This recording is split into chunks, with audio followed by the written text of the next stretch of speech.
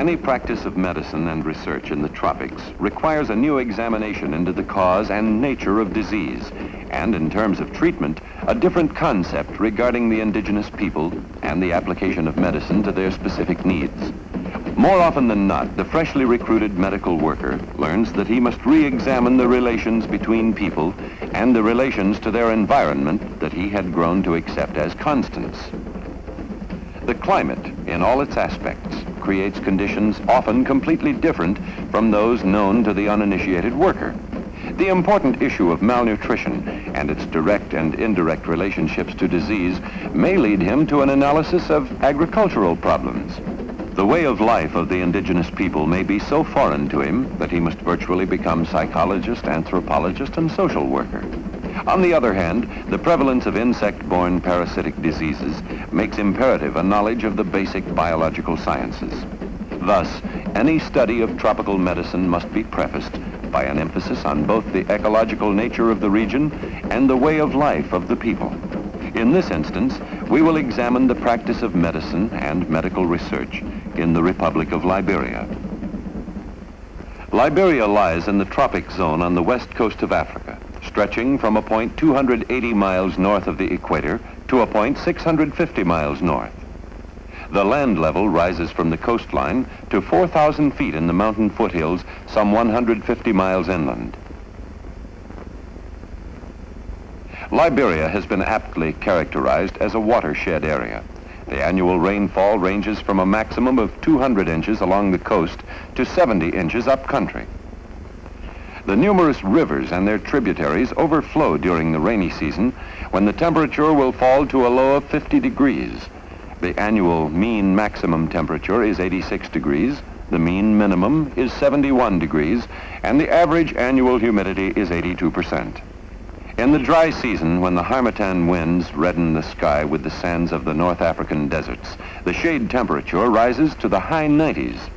Under these conditions, mycotic infections of the skin are highly prevalent. Most of Liberia was originally covered by tropical rainforests. Large areas have been cut over to meet the needs of a primitive agriculture. Yet the resultant sporadic cultivation has allowed second-growth forests to repossess the land. The temperature range and high humidity are determinant factors in the development of insect vectors of disease. On the other hand, the life economy of some insect species is such an intricate complex of physiological requirements that any slight environmental change can upset the delicate equilibrium on which survival depends. Such are the risks attending extreme specialization, as is the case with the female tsetse fly.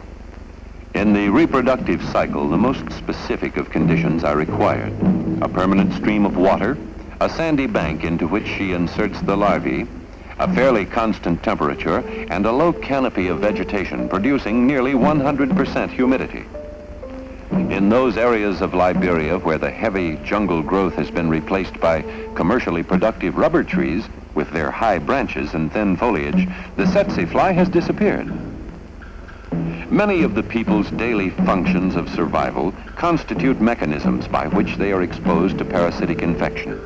A single body of water is often the village's source for fish, bathing, and drinking.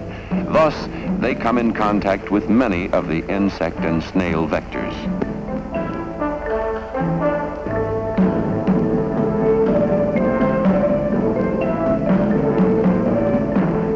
Life in Africa may appear to be lackadaisical to foreign eyes. Much infection seems due to an absence of precaution and a lack of interest in bettering their lives. But the land and the climate are determinant factors conditioning concepts of hygiene. Life is far from easy, not to be plucked from the nearest tree. The currents keep the fish away from Liberia's coast, and often a successful catch is made no closer than 80 miles offshore. The torrential rainfall in the wet season leaches the soil. The high soil temperature and the photoperiodic constancy, 12 hours night and 12 hours day, curtail the growth of most grains and vegetables that come from cooler climates.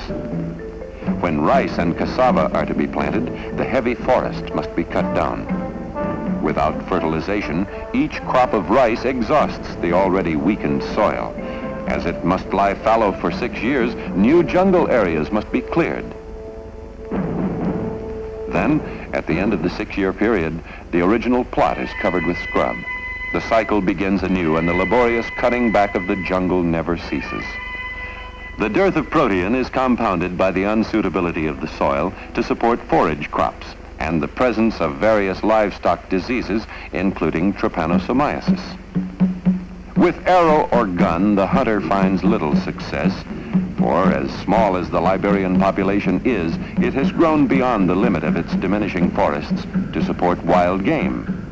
With this limited diet, the shortage of protein, and the mother's insufficient supply of milk, the child's defense against infection is critically impaired. Tools are primitive, and no matter how greatly we may admire the skill of the metal craftsman, long and tedious hours of labor are required to fashion the most simple implements and objects. A division of labor is obvious and clearly defined, but both sexes find the fruits of their labor minimal and uncertain. In such primitive societies, superstition exists to conjure up answers to daily and seasonal mysteries, in place of procedures born of an orderly appraisal of data. The necessary understanding of nature is absent. Because there is no knowledge of the cause of disease, the full disposal of sewage beyond the limits of water source contamination is not practiced. Because rivers are everywhere accessible, wells are seldom sunk. In the unobjective terms of what is observable, conclusions have been drawn that well water is stale. In a noble attempt to relate tropical cause and effect, it is often believed that the degree of coldness of well water is the cause of colds. Thus, the existence of superstition is not due to an unwillingness to learn, and a parting with ancient ways begins when the process and the result become predictable. Until generations of individuals have learned from experience, the mystical authority of the witch doctor will prevail. Clay will continue to be used as both a cosmetic and a skin ointment. Disease will fester in isolation until it is sought out.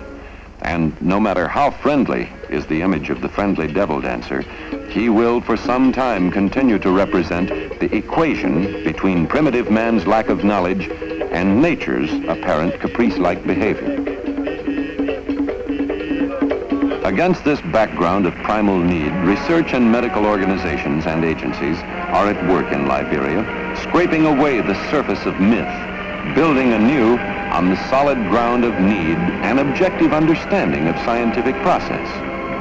Emanating from the government of Liberia and led by its energetic president, the Honorable William V.S. Tubman, there exists a program of ever-increasing medical facilities and public health projects.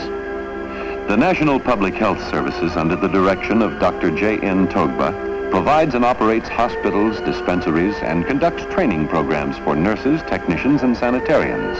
As this trained force grows and the resultant education creates a new demand for modern medicine, an increasing number of Liberian students will take up the study of medicine in the schools of Europe and America. The endeavor of the National Public Health Services is furthered through cooperation with various international agencies. In cooperation with the World Health Organization, they have inaugurated a campaign to eliminate malaria and yaws.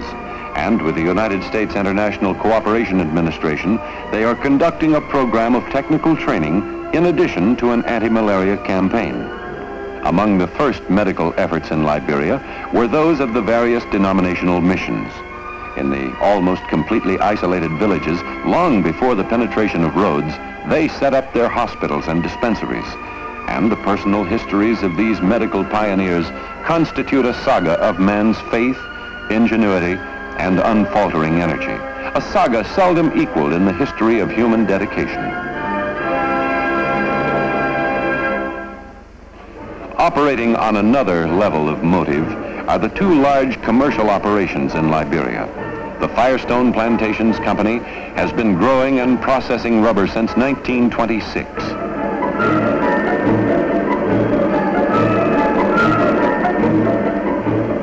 In recent years, the Liberia Mining Company has found success in the extraction of high-grade iron ore. These two companies employ close to 30,000 Liberians and provide them and their families with housing, community, and medical facilities. Such medical programs extend beyond the direct results of treating and immunizing the employees and their families. Viewed only negatively, an epidemic among this labor force could cause havoc to the economy of the country. But as the first step lies in the protection of the body of man, an even more emphatic contribution is born in the mind of men. They are operating the vehicles and machine tools of the industrial world. They are learning the agricultural science of plant breeding and grafting. And they are maintaining the chemistry of rubber processing. It is this skilled labor force that represents the population that is Liberia's future.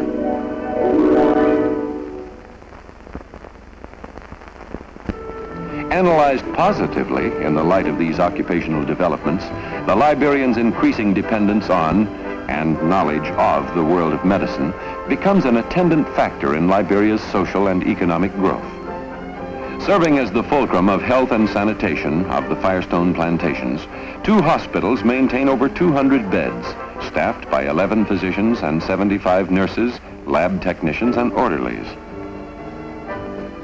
Due to the high level of mechanization in the mining process and the consequently limited labor force, the Bomi Hills Hospital is smaller, but its facilities and services are equal to the best to be found in Africa.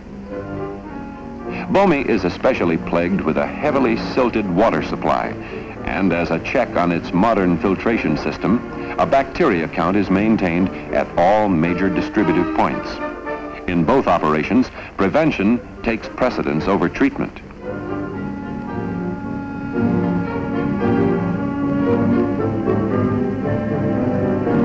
Sanitation and hygiene in the company villages constitute the basis of prevention, but the education and vigilance of the villagers themselves is a prerequisite to that goal. Under the guidance of directives developed by the medical staff, each of the plantation villages possesses a trained sanitarian who is periodically checked and upgraded through examinations. The sanitarian maintains a continuity in the method and effectiveness of sewage disposal and, in general, is custodian to the health needs of his community. The new pattern of symmetrically designed villages takes hold with the residents. Seeing the benefits of drainages, planned and maintained thoroughfares and recreation areas, they also come to accept new and improved types of housing that radically depart from the traditional and inadequate hut.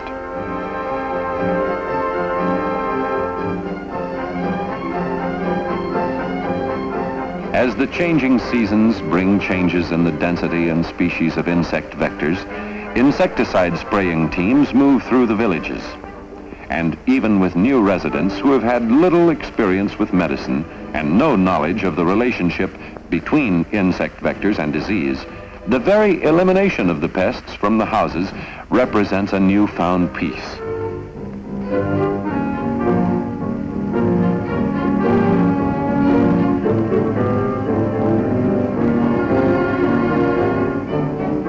Thus, the fullest performance of these medical programs is obtained by bringing prevention and treatment to the local working and living areas. In addition to maintaining nurses at the hiring centers and clinics in the heavily populated factory area, the plantation doctors conduct regular, frequent clinics at 36 dispensaries, strategically located across the 100,000 acres of the plantation. With such a program, illness is identified early.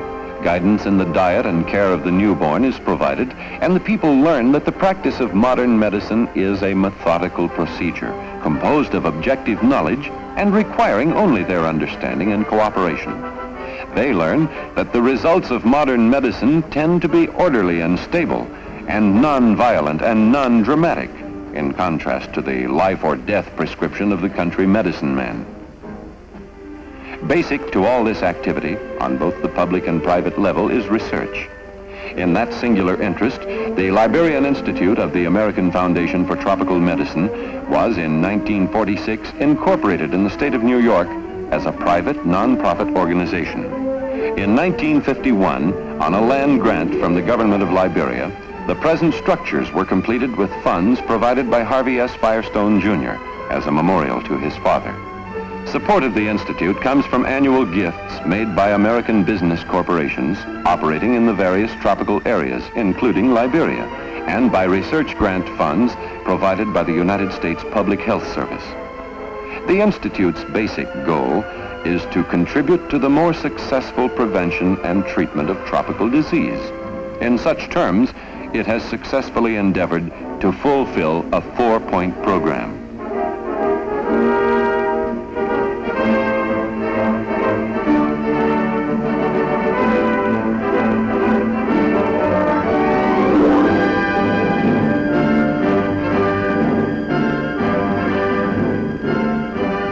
Attracted to this opportunity from all over the world, scientists study the insect vectors and methods of control.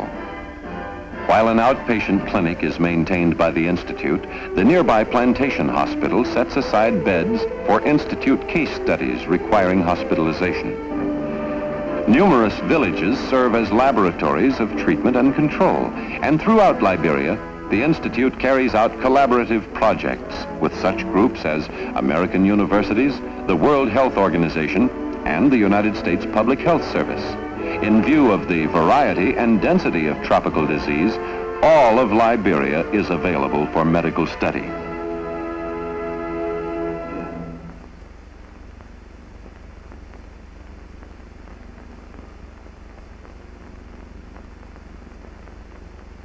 Neuroleprosy has two manifestations: maculoanesthetic leprosy, a depigmentation of skin patches,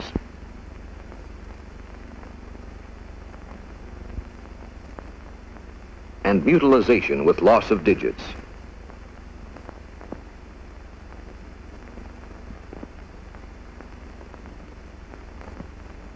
Nodular leprosy is often referred to as lion face.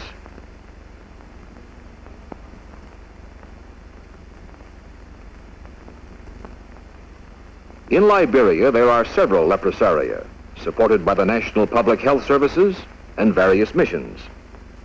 Here at the Ganta Methodist Mission, under the direction of Dr. George W. Harley, the discharge rate has been greatly accelerated with the use of the new therapeutic agents. The incidence of leprosy in Liberia is not known. Until more extensive studies are carried out, there can be no certainty of existing data. While the few agencies in this field are contributing a valuable service, the impression must remain that no progress in control made. However, the cooperative reaction of the patients, their obvious desire for the drugs, and the attendant growth of an interest in and understanding of disease reveals that given data and facilities, the disease can be eradicated.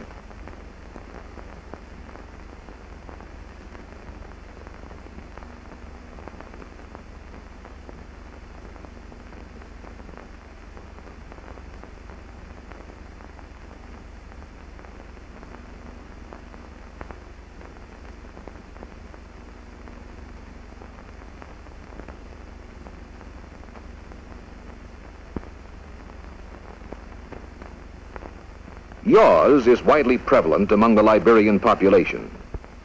In the early stages, it is essentially a disease of the skin. Later, it becomes systemic, and the most troublesome late lesions are those of the bones, joints, and plantar surfaces of the feet. Gundu, an exostosis of the facial bones. It is considered by most authorities to be a tertiary lesion of yaws.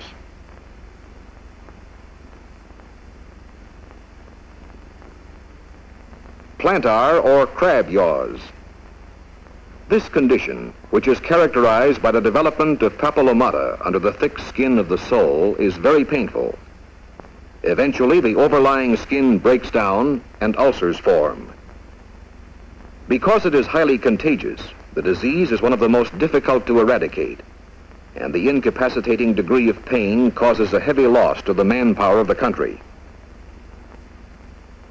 Osteitis results in saber shins and deformities of the arms and fingers. Collaborative projects on the treatment of yaws are being conducted by the National Public Health Services of Liberia, the World Health Organization, and the United Nations International Children's Emergency Fund.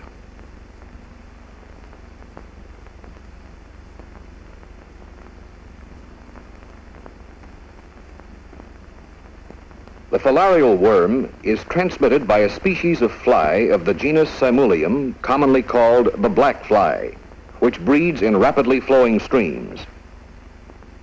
Infection causes onchocerciasis dermatitis, shown here with a superimposed pyogenic infection.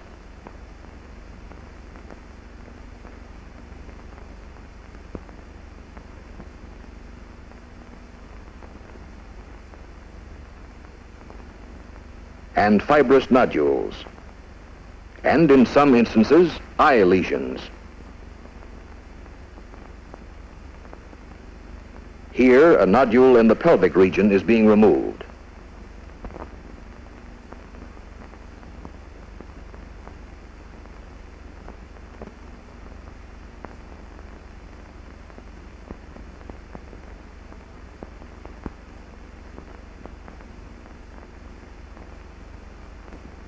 Onchocerciasis is now considered by the World Health Organization to be among the most urgent medical problems in Africa.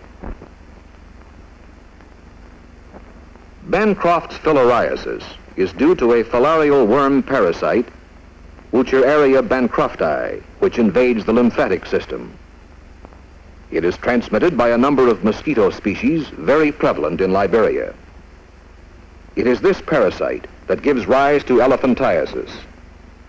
Also, lymphangitis, adenitis, and other clinical conditions. Without the aid of a survey, which would be difficult, the prevalence of TB is not known. It is recognized as widespread in Liberia as in most underdeveloped countries. Isolation hospitals are provided by the National Public Health Services utilizing specific chemotherapy. The well-known tendency of the African to develop keloid growths is well exemplified here.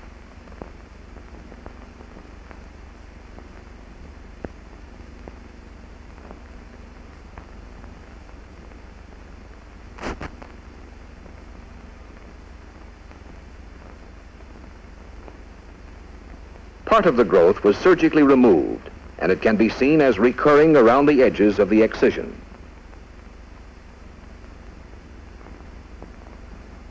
Ainhum is a disease characterized by spontaneous amputation of the fifth and occasionally the fourth toe. It is brought about by constricting fibrous bands developing at the base of the toes. The disease is most prevalent in West Africa and Brazil. The cause is unknown.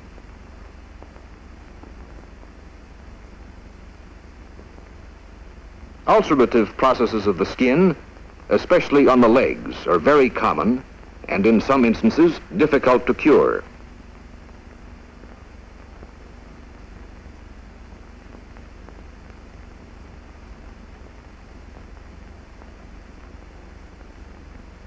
African sleeping sickness is caused by the protozoan parasite Trypanosoma gambiense, which is transmitted by the tsetse fly, Glossina papalis.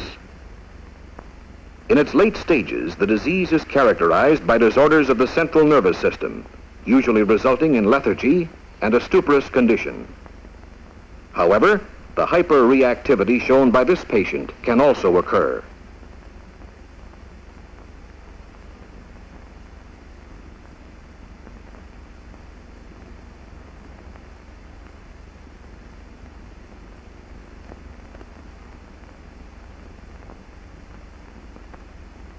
Smallpox has recurred in Liberia periodically in devastating epidemics. Although there has been some vaccination, the entire population is by no means protected. Until there is 100% vaccination, the threat of a recurrence exists.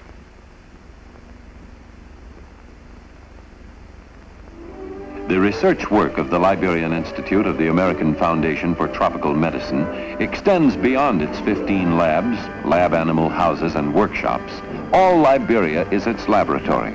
Liberians eager to improve their country's strength take their own individual first step and train as technicians. As the scientist possesses two methods of control where a carrier is involved, to destroy the transmitting vector and to treat and prevent the effects of the parasite in the host, so too does he depend on the problem being attacked on more than one front. The basic conditions that weaken the body and cause susceptibility must also be eradicated. The Institute recognizes that one problem basic to treatment is the malnutrition of the people, a lack of protein in the diet. To help combat this scarcity, the Liberian government, the United States International Cooperation Administration, and Firestone are establishing fish ponds.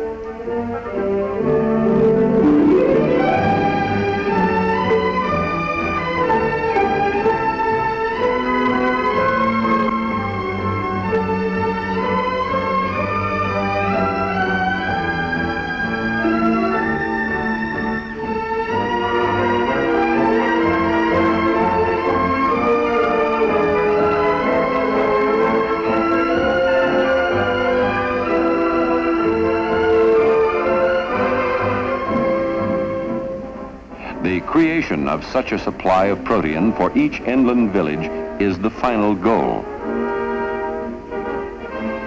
With Liberia's climate ideally suited for tree crops, it is only natural that the work of the many rubber, coffee, and cocoa botanists is leaving a deep mark.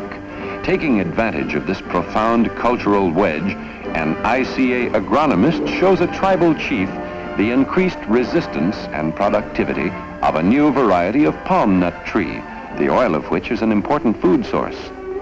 The move is on to educate a change from the growing of dry rice to the less toilsome and higher yielding swamp rice. And the growing presence on the plantation and demonstration farms of mechanical tools is producing an interest which promises far-reaching results.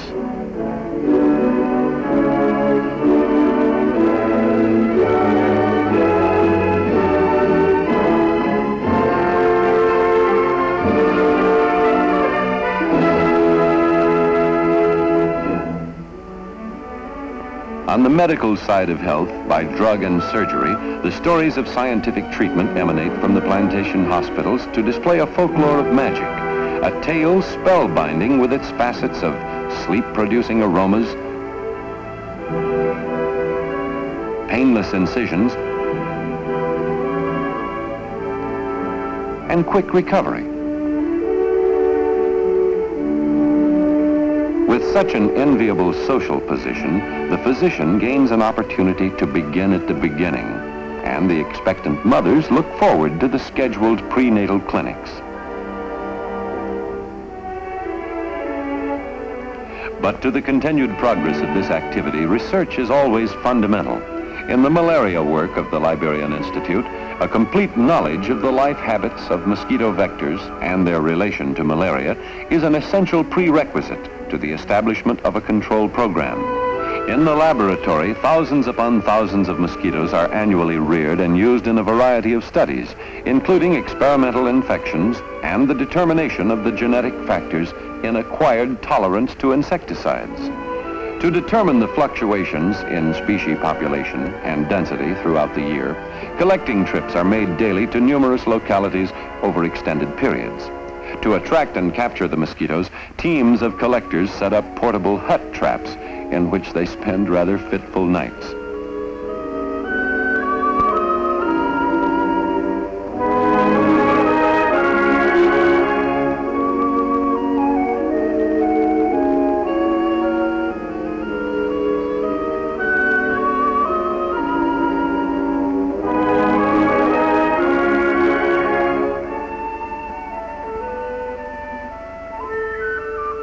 By their growing understanding of the methodology of science, these technicians gain some added strength in resisting the normal desire to swat the little pests.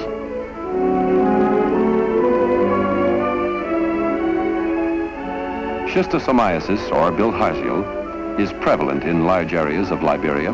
Institute surveys have shown close to 100% infection in some regions. The two species of schistosomes in Liberia, Hematobium and Mansoni, are carried by snails. Work is in progress to test methods of destroying the snail vectors and to determine the effects of various drugs on the parasite. Across country at the mines, an Institute staff member examines a group of children for enlargement of the spleen to determine the effectiveness of a residual insecticide spraying program in the eradication of the insect carrier. Incidentally, umbilical hernias such as this one are very common among African children. However, a large proportion of the incidence disappears in adult life.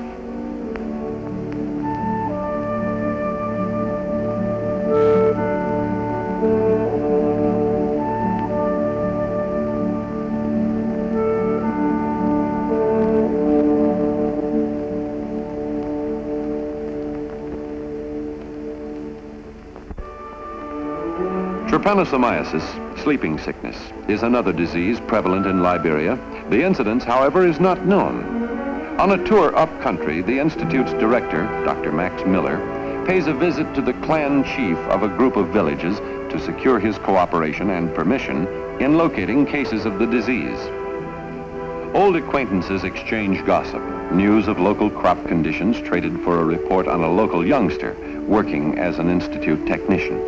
Then, with the ease of established trust, the chief leads the doctor to a nearby case, and the excited retinue, eager for a demonstration, follows. African sleeping sickness is a disease of major importance to the health of Liberia.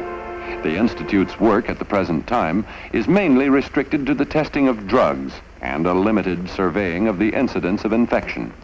As additional funds become available, research can be extended to a degree commensurate with the need. This case is an advanced one. The stage of infection is demonstrated by extreme lethargy, walks only with the greatest difficulty and assistance. If left alone, he would show no interest in food and die of starvation. The extreme emaciation obviously reveals that the case is rapidly progressing to the last stages. Because he is unable to perform the most elementary personal hygiene, he is covered with a skin infection and is irritable when disturbed.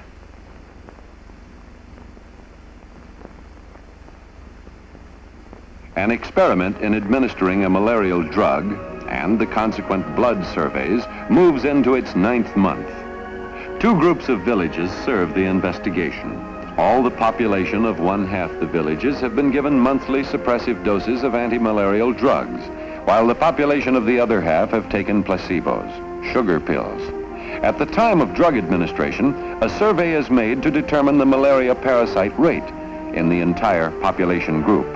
In the light of the growing interdependence of nations, the necessary trading of energy for skills, skills for resources, and resources for a participation in all the wealth of man's achievement, there can be seen a kinship between the smallest, most unconscious endeavor and the greatest need.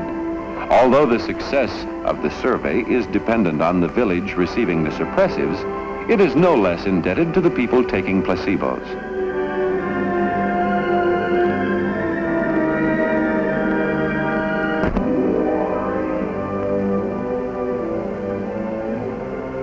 If the development of backward areas has become fundamental to the growing needs of all people, the eradication of tropical disease lies in the category of first things first.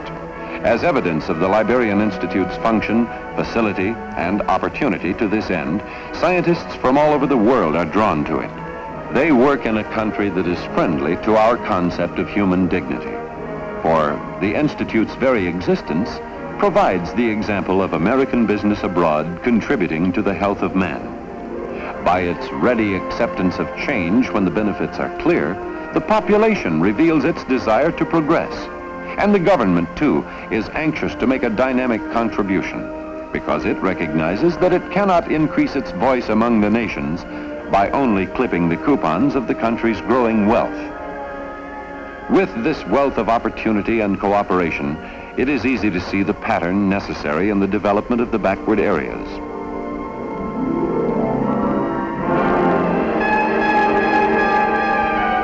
There is a great prevalence of disease, an absence of proper foods, and a lack of knowledge concerning the realities of the world the people live in.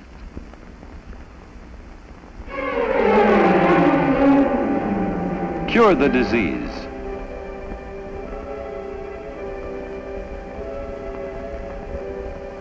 Free the people for productive enterprise, and the indigenous people will eagerly seek the knowledge necessary to further enrich their lives. The Liberian Institute's dedication to seek inexpensive methods of treatment and prevention attacks the core of the problem. To this end, the Institute should receive widespread support. With the new intercourse of trade, the Dark Continent's resources of soil and climate are only available as the health of the people is secure. In point of fact, the health of the world can benefit by so small, so unknowing a contribution as that being made by the Liberian people in both the test village and the control village. In one of the blood samples held against the African light, the image of all the world's well-being can be seen.